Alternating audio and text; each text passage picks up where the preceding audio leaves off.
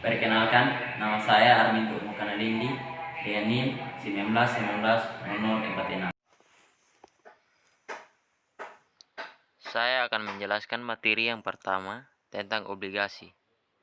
Obligasi adalah surat kontrak utang yang menyatakan bahwa penerbit atau emiten bersedia membayarkan sejumlah bunga dan pelunasan kepada investor obligasi. Obligasi adalah surat tanda bukti bahwa investor pemegang obligasi telah memberikan pinjaman hutang bagi emiten penerbit obligasi. Beberapa emiten obligasi sebagai berikut. Pertama, pemerintah pusat. Kedua, perusahaan. Ketiga, pemerintah daerah. Keempat, perusahaan atau pemerintah asing. Penilaian obligasi. Pertama, penilaian obligasi berarti penentuan harga obligasi. Kedua, pada penilaian sekuritas atau termasuk obligasi, pada umumnya digunakan konsep nilai sekarang atau present value. Ketiga, dengan prinsip ini, nilai obligasi akan ditentukan oleh nilai intrinsiknya. Keempat, nilai atau intrinsik obligasi bisa diestimasi dengan mendiskonto semua aliran kas yang berasal dari pembayaran kupon ditambah pelunasan obligasi sebesar nilai par pada saat jatuh tempo. Contoh pertama, dengan menggunakan tabel A1 dan A2 terlampir dalam buku, nilai obligasi X, Y, Z juga dapat dihitung dengan perincian sebagai berikut. Nilai sekarang dari penerimaan bunga 80 kali 11,925 sama dengan 954. Nilai sekarang dari pelunasan nilai par 1000 kali 0,046 sama dengan 46. Total nilai obligasi X, Y, Z sama dengan Rp1.000.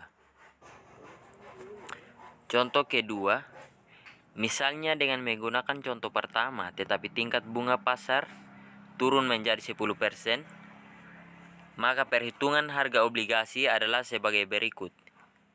Nilai sekarang dari penerimaan bunga 80 kali 17,159 sama dengan 1372,72.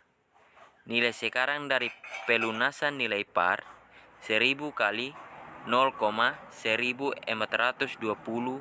sama dengan 142,00. Total nilai obligasi X, Y, Z sama dengan Rp1.514,72. Ada 3 tipe dalam obligasi. 1. Obligasi dengan harga lebih tinggi daripada nilai nominalnya dikatakan dijual pada harga premi, yaitu premium bonds. Kedua, obligasi dengan harga lebih rendah daripada nilai nominalnya dikatakan dijual pada harga diskon, yaitu discount bonds. Ketiga, obligasi dengan harga sama dengan nilai nominalnya dikatakan dijual pada harga par, yaitu par bonds. Penjelasan materi yang kedua. Konsep dasar risk and return. Ada dua aspek yang perlu dipertimbangkan oleh manajemen perusahaan atau manajemen keuangan dalam pengambilan keputusan, yaitu pertama, tingkat pengambilan return atau risiko keputusan keuangan tersebut.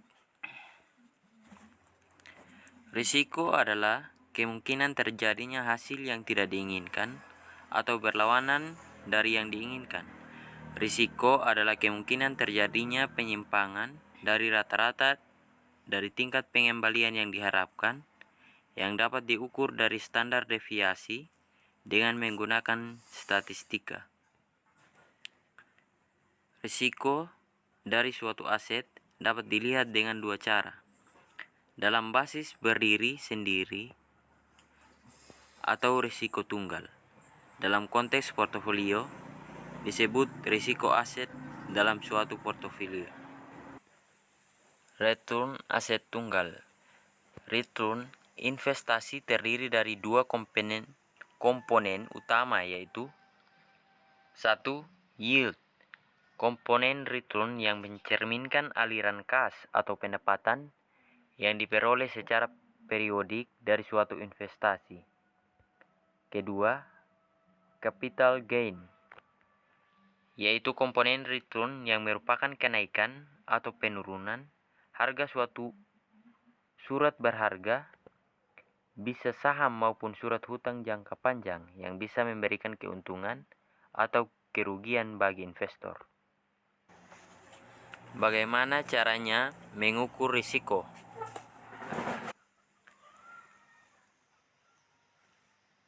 Ada 3 cara pengukuran risiko tunggal, yaitu pertama, return yang diharapkan atau expected return.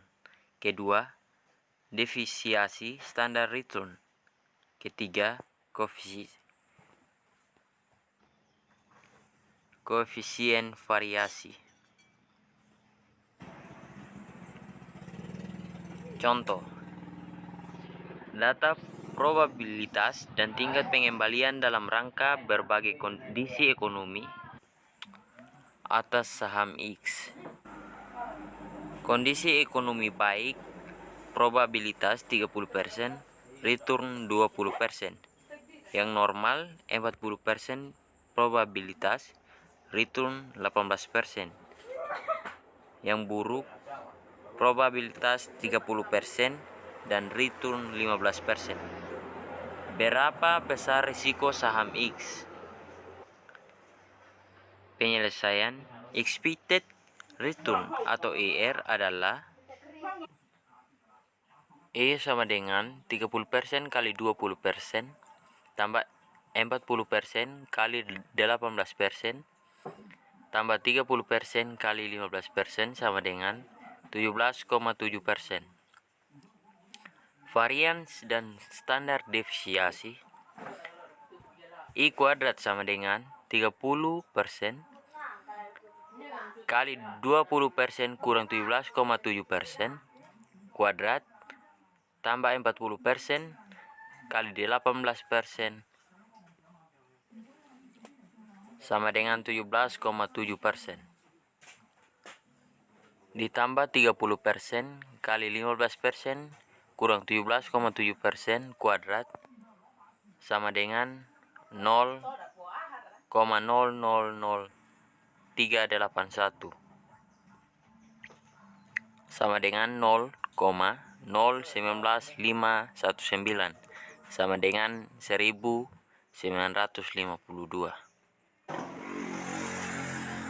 Contoh kedua, data periode pengamatan dan tingkat pengembalian atas. Periode 1, return 16%. Periode 2, return 18%. Periode 3, return 20%. Periode 4, return 17%. Periode 5, return 21%. Ditanya berapa besar risiko saham X.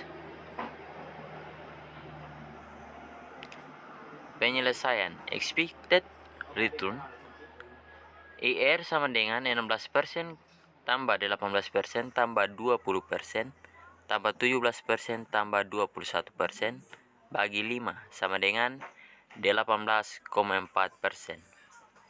Variansi I kuadrat sama dengan 16% kurang 18,4% kuadrat tambah 18% kurang 18,4 kuadrat tambah 20% kurang 18%, 4 kuadrat tambah 17% kurang 18,4 kuadrat tambah 21 kurang 18,4 kuadrat dibagi 5 sama dengan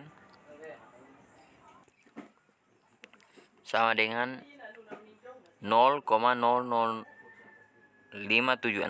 tambah 0,000016 tambah 0,000256 sama dengan 00,004. Penjelasan materi yang ketiga yaitu pengertian saham.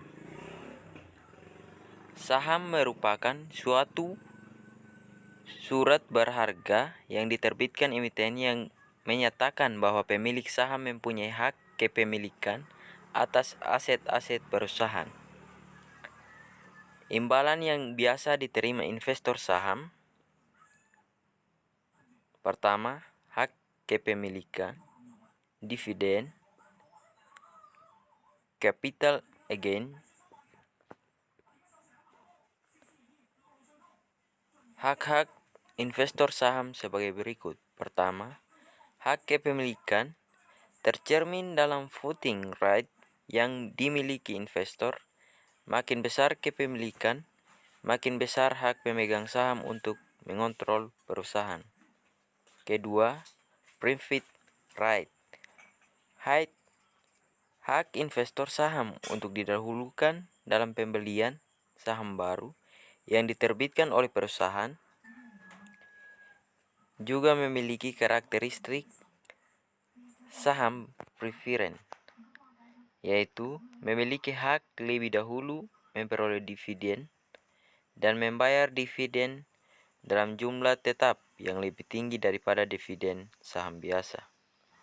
Kedua, memiliki hak pembayaran maksimum sebesar nominan sahamnya setelah pembayaran kepada kreditor dalam hal likuidasi. Ketiga, memiliki hak utama di atas pemegang saham biasa dalam hal likuidasi. Penilaian saham preferen. Saham yang memberikan sejumlah dividen yang tetap sejumlahnya dalam waktu yang tak terbatas. Karena saham preferen tidak mempunyai tanggal jatuh tempo, maka penilaian saham preferen merupakan suatu perpetuitas.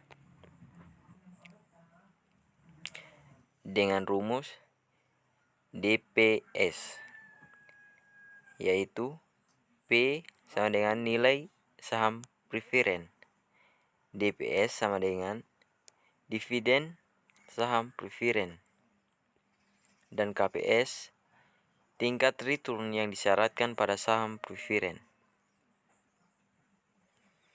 Contoh yang pertama, Microsoft mempunyai saham preferen dengan dividen yang dibayarkan sebesar Rp1.500 tiap tahun. Tingkat return yang diinginkan investor adalah 14%. Berapa nilai sekarang saham preferen? V sama dengan DP bagi KP sama dengan 1.500 bagi 0,14 sama dengan 10.714,28 rupiah. Contoh yang kedua,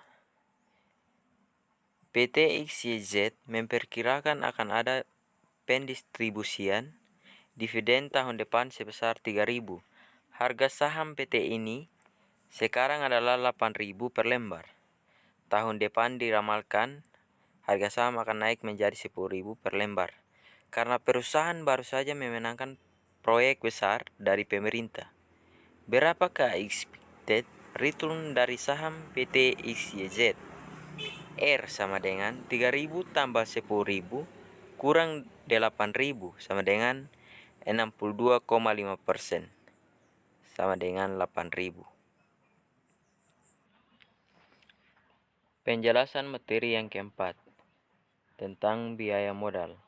Biaya modal adalah biaya real yang harus dikeluarkan oleh perusahaan untuk pengadaan aset dan operasional suatu perusahaan. Modal dapat dilihat di neraca sisi kanan, yaitu hutang, saham biasa, saham preferen, dan laba ditahan. Penentuan besarnya biaya modal ini dimaksudkan untuk mengetahui berapa besarnya biaya real yang harus dikeluarkan perusahaan untuk memperoleh dana yang diperlukan.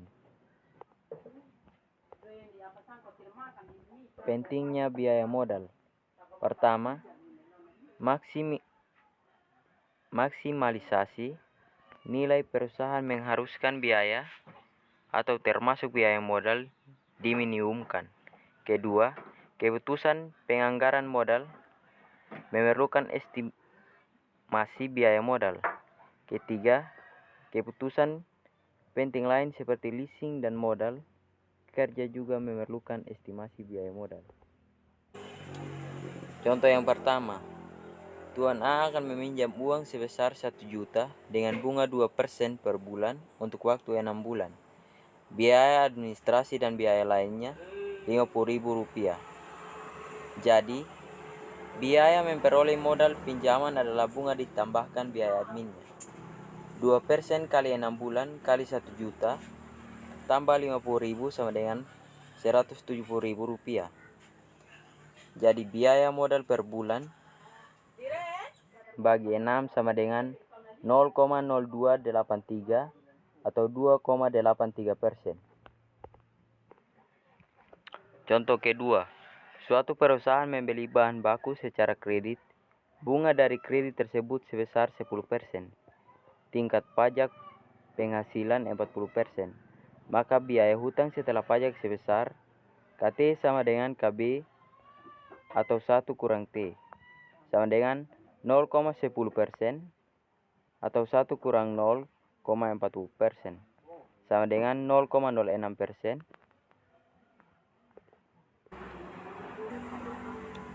Penjelasan materi yang terakhir tentang penganggaran modal. Penganggaran modal dikatakan suatu konsep investasi sebab penganggaran modal melibatkan suatu pengikatan atau penanaman dana di masa sekarang dengan harapan memperoleh keuntungan yang dikehendaki di masa mendatang. Investasi membutuhkan dana yang relatif besar dan keterikatan dana tersebut dalam jangka waktu yang relatif panjang serta mengandung risiko. Pentingnya penganggaran modal. Pertama, jangka waktu tertanamnya aset yang lama membuat perusahaan perlu memikirkan sumber dana lain bagi kebutuhan yang lain. Kedua, investasi dalam aktiva tetap menyangkut dua hal, yaitu bila investasi yang terlampau besar, akibatnya akan banyak peralatan yang tidak beroperasi. Bila investasi yang terlampau kecil sehingga kekurangan peralatan, akibatnya adalah perusahaan bekerja dengan harga pokok yang terlalu tinggi sehingga mengurangi daya saing. Ketiga, pengeluaran dana untuk keperluan tersebut biasanya meliputi jumlah yang besar yang tidak bisa diperoleh dalam jangka waktu yang pendek atau sekaligus, sehingga perlu adanya ketelitian dalam melakukan perhitungan.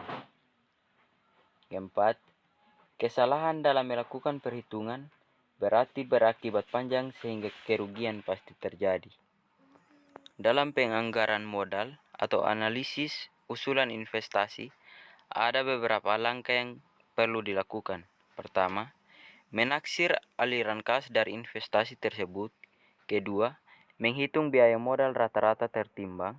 Ketiga, mengevaluasi investasi tersebut dengan kriteria investasi seperti payback period, NPV, PI, dan IRR. Keempat, mengambil keputusan apakah investasi diterima atau tidak. Contoh soal yang pertama, PT Semakin Jaya melakukan investasi sebesar 40 juta rupiah. Jumlah cash inflows per tahun adalah 20.500.000 rupiah. Maka payback periodnya adalah payback period sama dengan 45 juta kali 1 tahun 20.500.000 rupiah sama dengan 2 tahun. Artinya dana yang tertanam untuk investasi sebesar 45 juta rupiah akan dapat diperoleh kembali dalam jangka waktu 2 tahun. Berikut kelebihan dan kelemahan payback period. Kelebihan, memberikan suatu indikasi atau risiko dan likuiditas proyek. Kedua, mudah dihitung dan dipahami. Kelemahan, mengabaikan nilai waktu dari uang. Kedua, mengabaikan aliran kas yang muncul pasca buyback period.